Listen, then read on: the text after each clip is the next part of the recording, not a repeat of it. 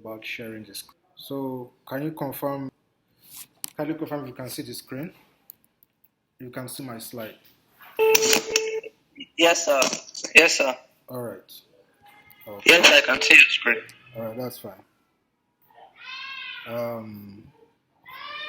All right. So this evening's discussion is bordering on team. Yes, we've talked about products, we've talked about entrepreneurship DNA, we've talked about business model canvas, all of this. There are three things that makes up a successful business: people, processes, and tools. And so far, we've been able to discuss or touch points on two out of the three, which is tools and processes. Although it's an ongoing discussion, but we've been able to lay the groundwork for the two things, which includes tools and processes. Processes we can refer back to business model canvas, right? Just systematically designing your canvas was able to open your eyes to seeing, okay, how different facets come together to make your business more prospective and promising, right? That is going to be a truly profitable venture in the nearest future, right? That's as far as process goes for now. And regarding tools, I mean, we've been sharing lots of platforms for conducting market research, customer research, tools such as what we're currently using. Even Trello is part of the tools that you guys are using to optimize your work, reports, feedbacks to us, carry out operations basically. So, about today's discussion, we're touching on people, which is the third pillar. People, people, people. Without the right persons, trust me, your venture would remain a business idea, or it would not launch into the markets, or it may launch into the market, but it will be short-lived. So, getting the right kind of people is very, very critical to the growth and survival of your startup and your business, right? Um, Through our individual discussions, we've been able to shed some light as to how you can um, build in the resilience among your team members, keep everybody in the loop, you know, carry everybody along and still making them achieve set goals. So today we are bringing it to the open and we are going to have quite a formal and robust discussion about how to better engage your team members, right?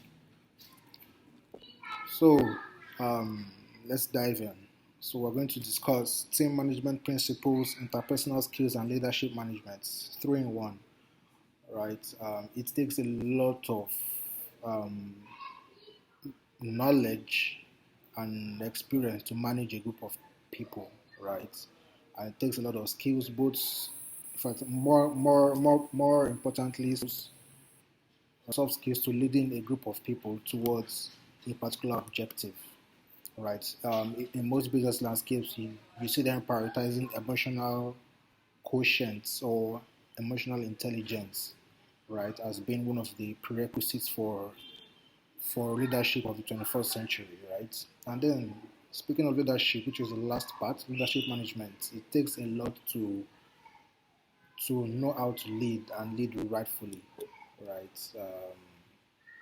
So, without further ado, let's look at the first one, which is be consistent. So, being consistent in this context simply means when you you reward actions when it is due and you follow that pattern, the same way you'd reward inactions, right, when it is due and following that pattern through and through. So, for example, if a team member hits a target for the month or fulfills a particular obligation, you reward the person or you acknowledge, right, rightfully.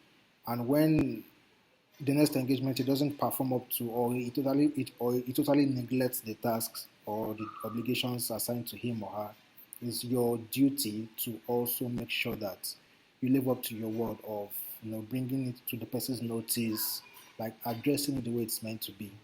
So being consistent is something you do as intentional as everything you do regarding building your business, right? You don't want to build a culture of complacency and flightiness, right? Where people come in with this energy today and tomorrow they feel they can waltz into the office or waltz into the organization and act as they please, right? So setting standards, setting modus operandi, right? Your mode of operation and making it clear to everyone on the team is a good way to avoid complacency, laziness, and also root out those people that are not meant to fly with you, right? That are not meant to build your startup with you. So, build consistency across board, across touch points, your communication, your operation, your reporting, every single part of your engagement with your team. Be consistent. Stick to your words and stay true to it. And the second point, never go with one size fits all. So what this means is you don't want to treat everybody the same way, right? So human beings are very unique. By unique, I mean their characteristics, their reactions, how they absorb information, down to how they deliver on deliverables, right? You can apportion two different individuals to work on a Canva design, for example, and they would bring about two different concepts. And none of it is wrong per se, but they just delivered uniquely in their unique manner. So it's left to you to not really box yourself into the one size fits all. The best thing you can do is offer tailored feedback, right, as much as possible, right? It's very, very important to consider this. If you truly want to build a diverse team, that's you want to build a team that's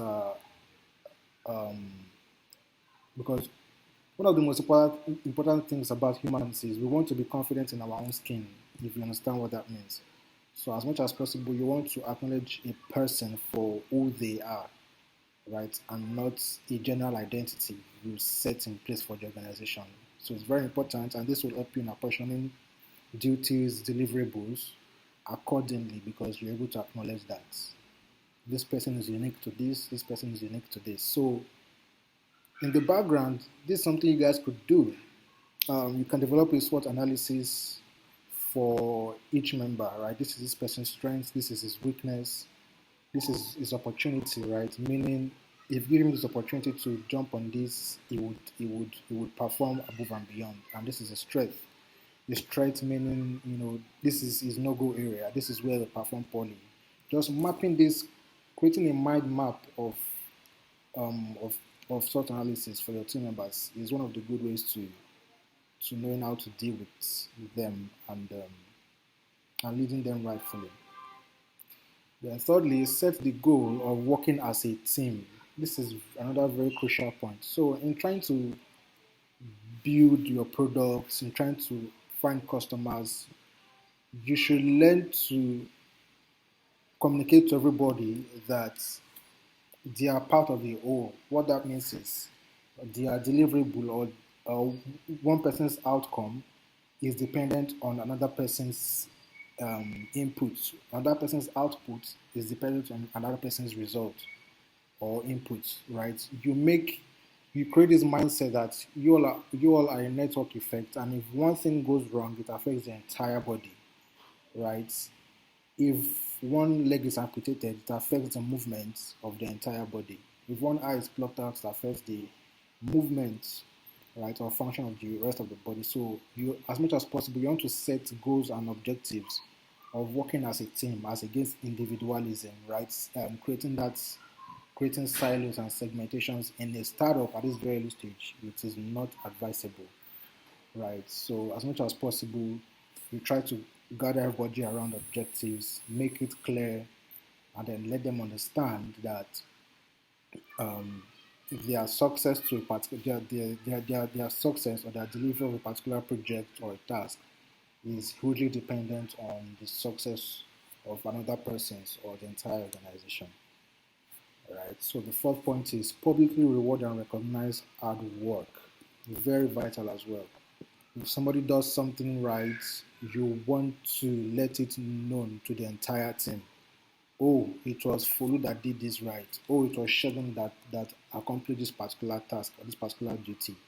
Now, what that does to the team is it gives them it matches this pendulum of effort and reward, right? It means if they put in as much effort, they can be rewarded. And reward may just be admonishment or acknowledgement. It may not be monetary, but trust me, it goes a long way to building the confidence of your team members, to building a stronger bond among your team members. Right? It even encourages them to do more because they are seeing that they are like nothing is better than than being appreciated for something, right? That feeling of fulfillment of, of appreciation, it really goes a long way deep down each and every one of us. If you guys go on LinkedIn quite often, you're going to see where certain CEOs or entrepreneurs, where they come out to praise their team members, right? And that's a very good culture to imbue even at your early stages, right? It really, really goes a long way to shape the company culture and brings everybody together to, it doesn't create, or one thing you should rather look out for is not making this create some level of competition internally, right? You make it, you you have to find a way to balance it or to level it out, to making sure to passing the message that if you do the right work, following the right steps and principles, not having to coerce your way to fulfilling a task or stepping on another person's toes to fulfill, or you want to make it, you want to pass that communication that if you do the right thing the right way, you would be recognized and rewarded. All right. And then the fifth point here is be the example. Um, One of the major points of leadership management is self leadership. And this starts from the moment you wake up from your beds, right? The moment you get up from sleep, how you lead yourself throughout the day, how you set certain targets for yourself for the entire day, right? You want to be like, okay, in fact, it could be down to, your exercise routines, right? Your fitness routines, if you guys are into that, that self leadership of telling yourself, you know what, I I want to take it upon myself to run, say, 20 miles every morning. That's self push. So making sure you accomplish something for a day can have very tremendous effects on how you lead people at the place of work. So what this means is, at any point in time, you want to be the leader that gets things done, that shows the people how to get things done, and not the kind of leader that points to the direction for your team members to follow, right? So, as much as possible, you want to be the example. If you're communicating kindness, you want to outlive it, right? You want to rather leave it out. You want to express it. If you're communicating hard work, if you're communicating goodwill, if you're communicating, integrity in the workplace, you want to be the example yourself. You want to make sure that, in fact, you're constantly raising the bar. You're not just being the example, because the thing about being the example is you're going to see team members that matches your level of principle or your level of operation. So steadily, you want to push yourself to improve the standard. And guess what? Over time you find them, trailing behind you, right? You find them also stepping up behind you because you're able to create a trail, you're able to blaze new path for them to walk in. And this is something they would inherently appreciate. And you'd be surprised when discussions come up and they get to acknowledge you for being the example of, for leading them to be better versions of themselves, you know these are very intricate things to take notes as leaders, right? Very, very intricate things to take notes if you want to build a very resilient, supportive, productive team from the guys you have around you. Because let's face the fact, you are not necessarily paying these guys money to do what they are doing at the moment. So living out some of these principles, incorporating it into operations, into your communications, it really goes a long way, right? They are able to see how much you care about them, or how concerned you are about building this business, right? They're able to see a future in what they are building with you, right? It's very, very important. And to the sixth point, focus on clarity accuracy, and thoroughness in communication. We can overemphasize this particular um, point here. As much as possible, you want to be clear in your communication process. If you're having a meeting with your team members, you want to be crystal clear as to what you mean. You don't want to leave the meeting, right? You don't want to leave them with assumptions. You want to make sure that you hit the nail on the head and everyone gets it, not just one, not just two, everybody gets it. They understand what's being communicated and they know exactly what to do with the information that's being communicated. So which means you have to bring in as much thoroughness into your communication, right? You're very careful of the words you choose. You know when to be assertive, to use the word will, must.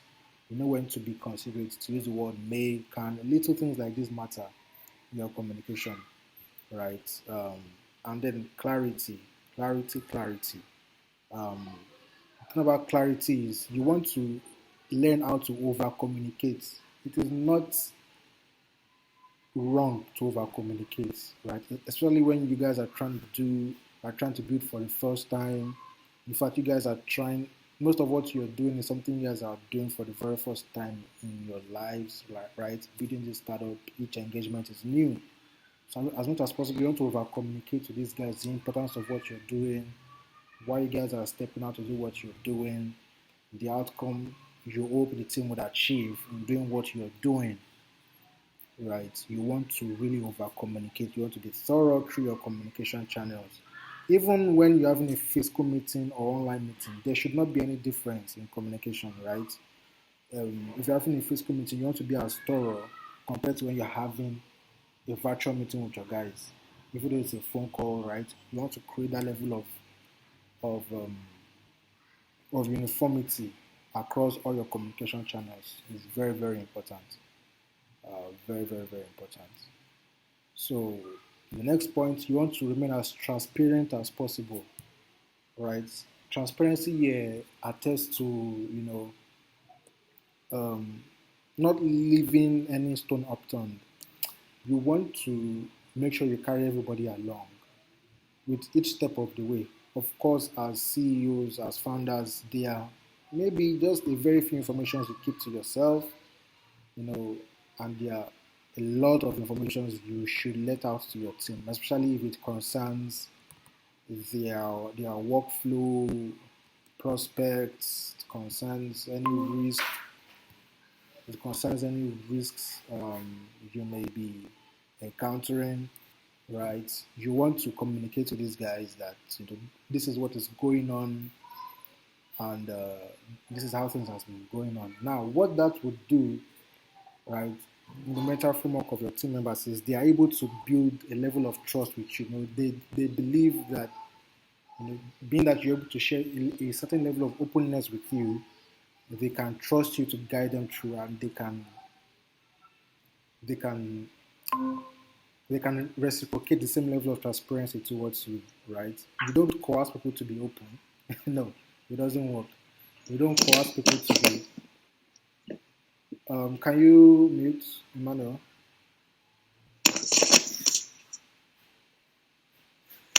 Sir.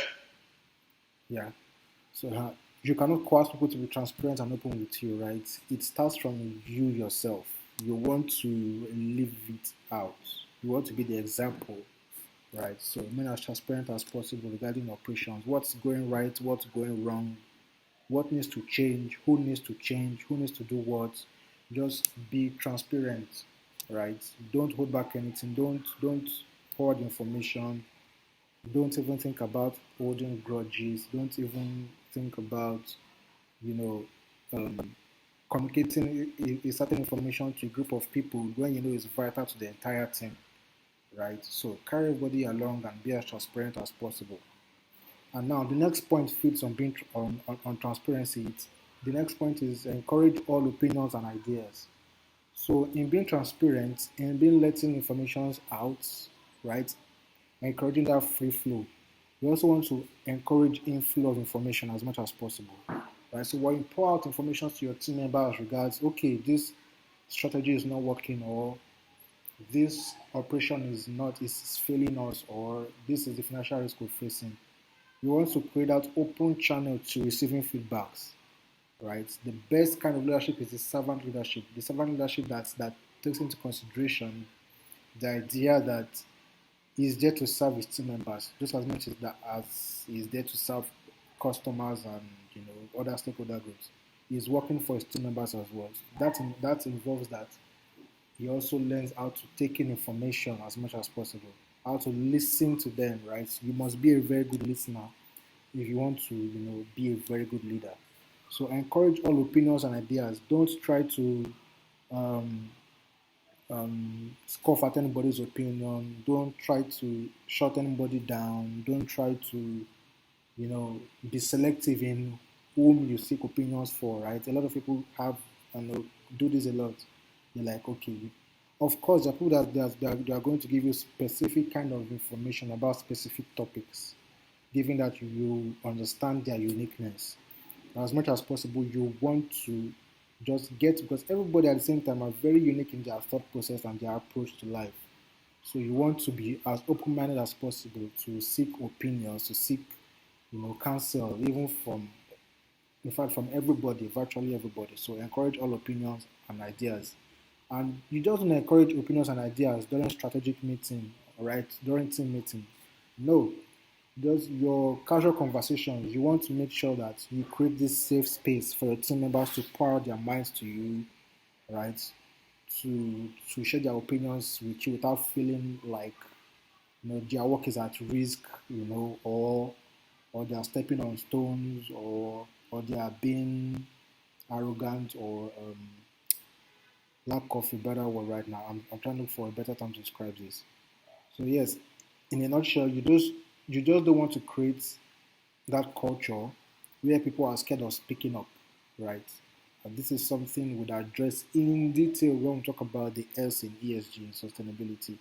You want to create this grievance mechanism even where people at any point in time, regardless of what's going on, can approach you, or maybe approach the secretary of the company or the assistant or CEO or whoever it may be with issues that concerns them or concerns other people in the organization, right? So moving on, let's talk about the next point, which is help people enjoy work. It is very, very important. Help people enjoy work. We cannot overstate this particular point. Already I can I can say from the top of the heart that over 80% of employees hate waking up on Mondays, right? They dislike Mondays for several reasons. One being particular, like they just don't want to show up at work, right? You want to create a culture where your team members, feel, you know, they feel unhappy leaving the workplace or shutting down for the work, shutting down work for the weekend, right? You want to create a working environment where everybody truly enjoys what they do, right, as much as possible. And some of the best ways to do this is, encourage unique flow of expressions, encourage, in fact, some exercises or activities that promotes team bonding, that promotes, team IQ, individual IQ. There are lots of virtual games, and since you guys uh, are together in school, there it's even better. You guys can, hang out casually, and spontaneously, you know, basically try to create initiatives even within the workspace that doesn't hamper productivity, but at the same time give people this level of comfort, right? This level of of mental settlement that okay, this is my safe space, right? And they don't always feel like running home every Friday or skipping work days even, right? It can be very detrimental to your operations or and to the growth of your company, right?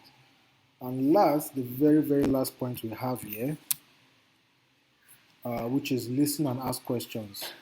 So we've talked about how to remain transparent. We've talked about how to encourage opinions and ideas. And this one also hits on, communication with your team members. As much as possible, you want to be a good listener, and more so, you want to learn how to ask questions, the right questions, because you are going to hear some of the most brutal facts from your team members. You're going to hear some of the most innovative ideas from your team members. And this is the best place to build that culture, this very early stage. And it's something you build up on or you maintain over time. Even when your company is at growth stage, right, where you have over 30 employees scattered across different geographies and countries, you want to make sure that there's this free flow of information, right? There's this information symmetry, top down and bottom up, that promotes nimbleness, that promotes innovation, that promotes um, um, good work ethic at the same time, right? So as a founder, everything starts with you. Everything starts with you. Starts with you. So learn to ask the right questions. Learn to ask questions from your team member. Okay, this strategy, is it working? What could change? This way we are approaching the market, is it effective? How can we make it better? You'll be surprised how ideas pop up every now and then. That is going to wow you. Be like, wow, what if I never asked this question? Is this how we would have been stuck? Right? So never underestimate the opinions, the ideas, the answers that could come from your team members, right? They are your support system. They are your very early support systems, right? So, having said that, I hope it's all clear. As much as possible, take down questions that we're going to address at the end of the session. All right. Okay. Okay, so guys, I'm going to take you up from here, and so we're looking at organizational structure. You can hear me. Kindly just say a word so I know you can hear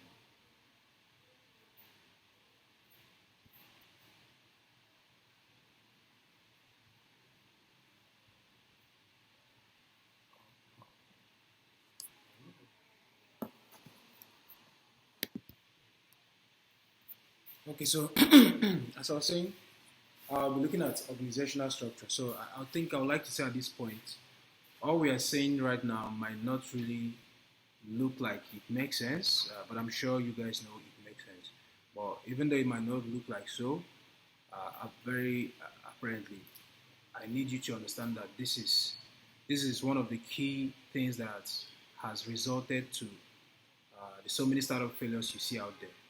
So it's something very important, even when discussing investments with investors as well.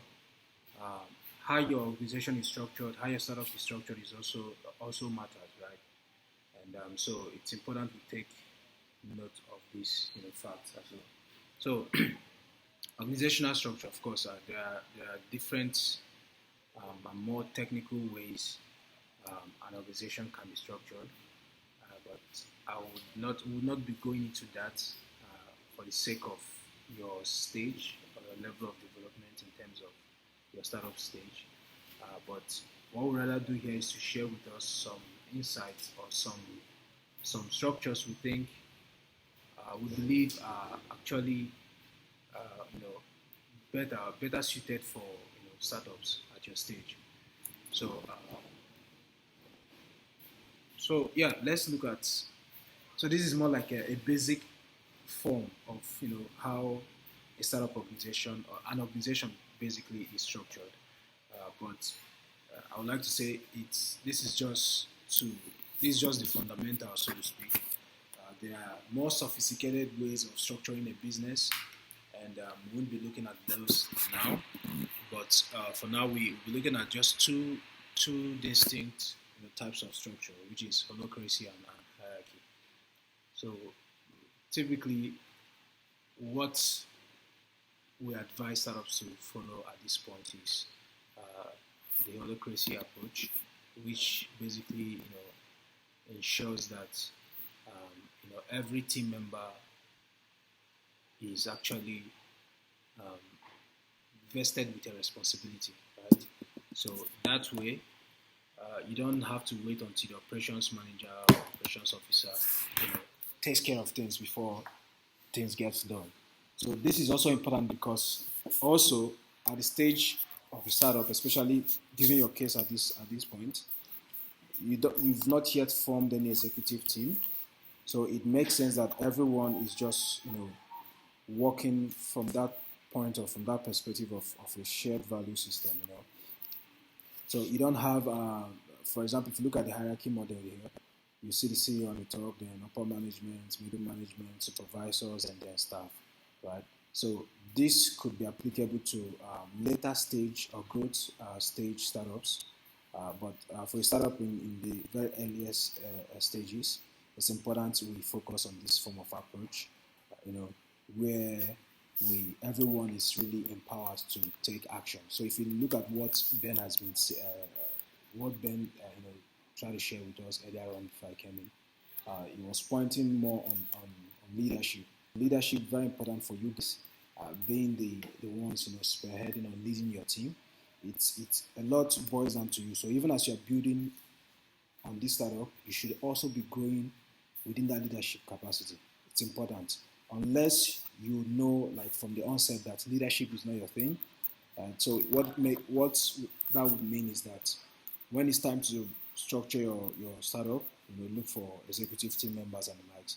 You might not necessarily be the CEO, which is not a problem, but you could also be the co-founder, and then maybe you focus more. If you're on the technical side, you could just focus being the CTO or something like that, right? So, but usually or typically in startups, the founders are, happens to also take up that leadership position of understanding and leading their team to their desired goals, right? So, um, so for holocracy, it's a governance system for organizations that divides the structure into a hierarchy of nested circles. So what this means is per unit, you can divide depending on how big your team is growing. Let's say you have a marketing unit, you know, tasks are shared across everybody. Then with one person, leading that, unit typically. But this would make sense if you have a much more larger team, and it becomes more clear as to how that works. But we're just kind of like trying to make an introduction for this right now, so that we will have a full understanding of this while we proceed with what we're doing.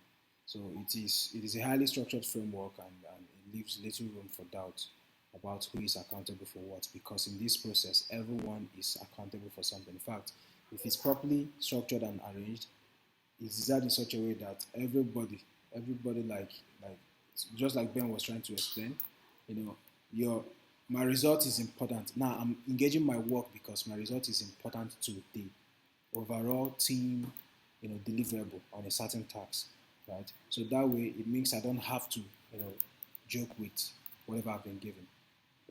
We see similar things here at Canada as well. When we assign tasks to some of the consultants, and we'll break it down into different phases, and we'll assign to a group of consultants a phase to work on. That phase, we can't proceed to the next phase if that phase has not been taken care of. So it makes everybody say, okay, what we're doing, it makes them see how important what they're doing is, and that way it also helps to manage a smaller team and make everybody accountable for what is important.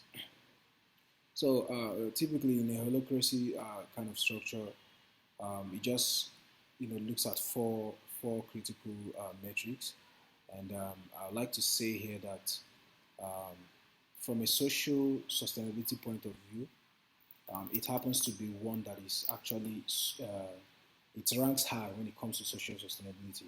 And the reason being that it was developed by Zappos, former CEO Tony Hirsch. He's dead now, but Tony was able to build something very interesting with Zappos.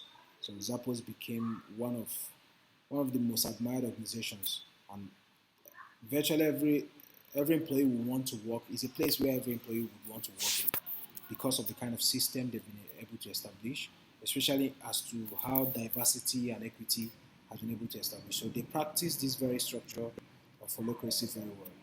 And hold on.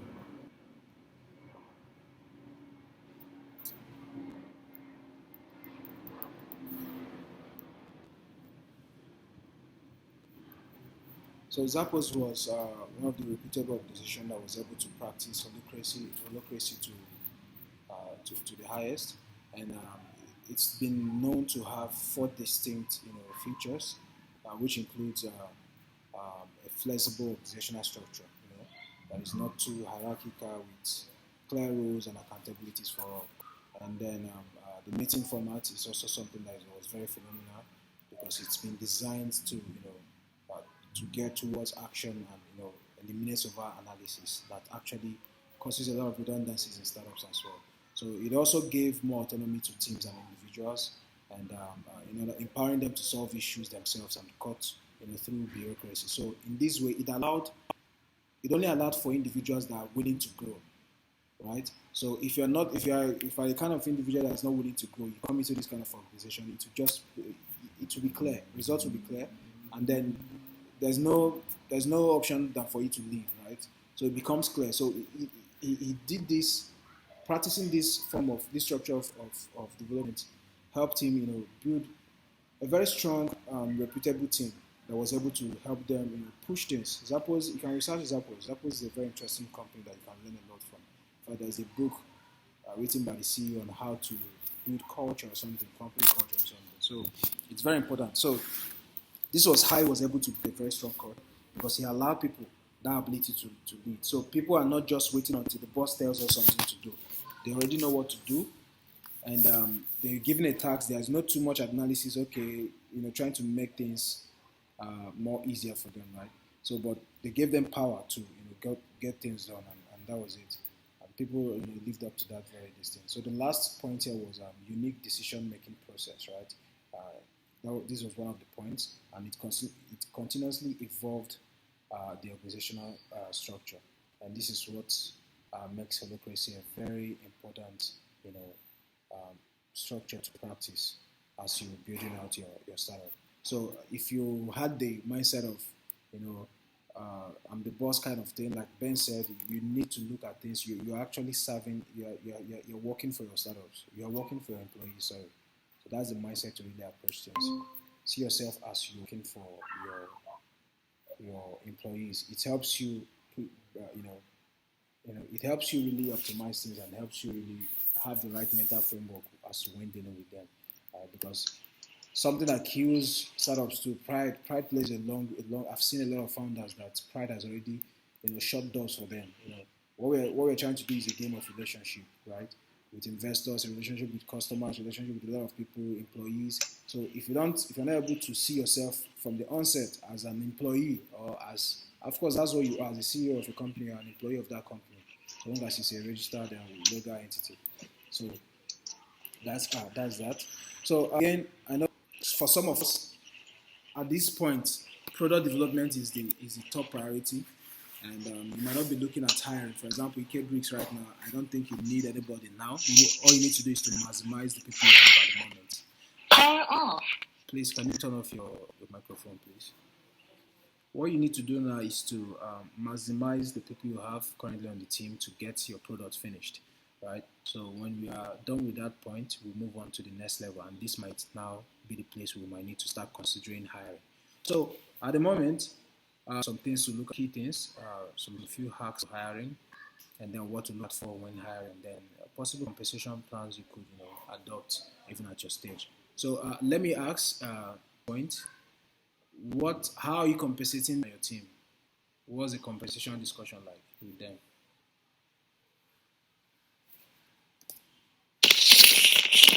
Well, for me, I got compensation and everything. Not discuss compensation at all, but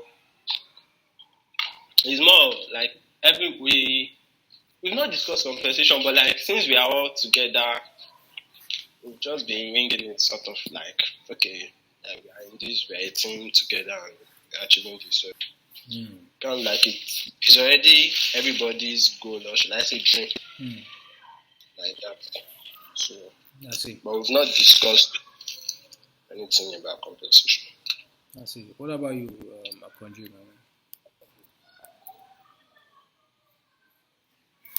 It's about the same thing here. We've not really had any discussion on compensation. Okay. So, anyways, Because the drive was not after compensation. I see. I understand. It, And it's a good one. So that means you guys have been able to, get your guys to see building this thing from the perspective of, from the perspective which is important. But you should also note that this is a discussion you will have, sooner than later. Just anticipate that. And what you guys need to do as the founders of this organization is to, prepare for such kind of, discussion with your team members, right? At some point, they want to know what's in it for them. Especially when they've seen they've put in a lot of work in this thing, so they want to know, okay, what's in it for me, right? Right now, everybody's trying to settle with this with this work, so it's quite understandable when that discussion has not come up yet, right? So, a few hacks to hiring, anyways, is to, like you guys have done, get the people that have the right system that fits with your vision, right? People's vision could also fit with the company's vision. What you should also look out for. Don't just hire people because of they are good, they can get things done, or they have the right qualifications. In fact, don't even pay much attention to qualifications these days. Let your ability to look through and see through in people be something that helps you, that guides you in picking the right kind of people. It's very important you pay attention to this because a startup is only successful as to the quality of people they have on the team. That is it. In fact, let me tell you guys, why trying to fundraise, one of the things that makes an investor confident enough to give you money is if you have a strong team. A strong team. So again, it's one aspect you guys need to take seriously, and so be on the lookout for people that complement you, not people that brings in the same kind of skill set you have, right? So in building a startup, you need to look at things from marketing to sales and the likes. I mean, keep an eye out. Keep an eye out. For example, Ben used to be, we met in a startup competition program. We usually attend events like that, so we met at one of those programs. We connected, we hooked up, and we just kept discussing, right? This was before I started Climate and Increments, right? When it was time for me to start these startups, I looked at my network. Okay, this guy will fit the vision, given what I've already known about him. So it was easy to call on him. Okay, guys, see, I have this going on, and he jumped on it as well, right? So again, you need to build relationship as you are dealing with people across your different aspects of your life. Just be on the lookout as to who could be a good fit. There are people today. There's one other guy too I met, a business development manager too. I felt okay, this guy could be a good fit. I kept in contact with him and the likes, and when the time came, I reached out to him, and that was it. So this is how you can really build relationship with people. Don't waste any opportunity you have with people, and just keep an eye out, right? So, just talking about what to look out for. You just look out for that. That even people on LinkedIn too. When I make connections on LinkedIn, I see people that, man, this person will be a good fit. When I see them, see what they're bringing to the table, I know where they will definitely fit in any of the startups I'm building. And when it's time, I just reach out to them, and it's a good way to start a conversation. So the same thing applies here. So even as you are focused on building your product right now and the likes, I need you to keep a wide eye out, keep your eyes wide out, and be on the lookout for what possible additional team members will you be looking to hire. On the sales part, is very important. On the operation side, it's very important. So look out for people like that. They don't have to be people in your current or immediate network. Reach out to people that have more experience. They'll be needed to push this organization moving forward. Of course, when the time comes for you guys to look into hiring additional people, I would also be very instrumental to making that happen as well. But I'm letting you guys know this so that you know that as a founder, it's your job to also look out for such stuff. So regarding compensation plans, it's a good thing you guys haven't had this discussion before now, so it makes it even more easier for everybody. So just for the sake of time, and when it's time for your guys to have this discussion, when it's time you guys think you should have this discussion, in fact, I think by the time we start working on the financials, I think that should be when we could possibly, look at compensation with your guys, where we start sharing the equity and knowing how that applies. It's important at that point we do that, because before preparing to meet investors, you need to have all those figured out. So, but if it comes earlier than that, just what you need to do is just to put a call through myself or Benjamin. Just let us know, okay, your team member is requesting for this, and we'll sit down and have that conversation, right? But yeah, there's a way to do things when it comes to compensation. You don't just give equity to people because you don't know if they will really be there on the long run when it really gets tough, when you really need them. Be on the lookout. People can come to them and go, right? People always do that. So the compensation plan we would help design is one that helps you, protect your startup and protect your equity. So even if the person leaves, you still have equity to give the next person that will take over their job or position. All right. So when that time comes, you just let us know and facilitate that session up. You tell them that we'll have that conversation. So same applies to new hires. So by the time we get to that point of structuring your cap table and looking at equity sharing, we'll also make room for additional hires that will be coming in, right? So that way, if you're trying to get a salesperson, a sales manager, a sales executive, we've already mapped out, okay, this is that comes together with the job, right? So we'll for today's edition. And so again, these are a couple of the deliverables you have for this week. Again, emphasis of the priority is on priority. Yeah, the priority in building your product, finishing up with your product. We've set up some some tasks. We've set that up on Trailer and put the timeline to that. So please, you guys should focus more on this. So the deliverables you have here is just something on the light. It's not different from what I've told you already. I think there's a poor team profile. So this is what it's talking about. Gather everybody's CV and put it on.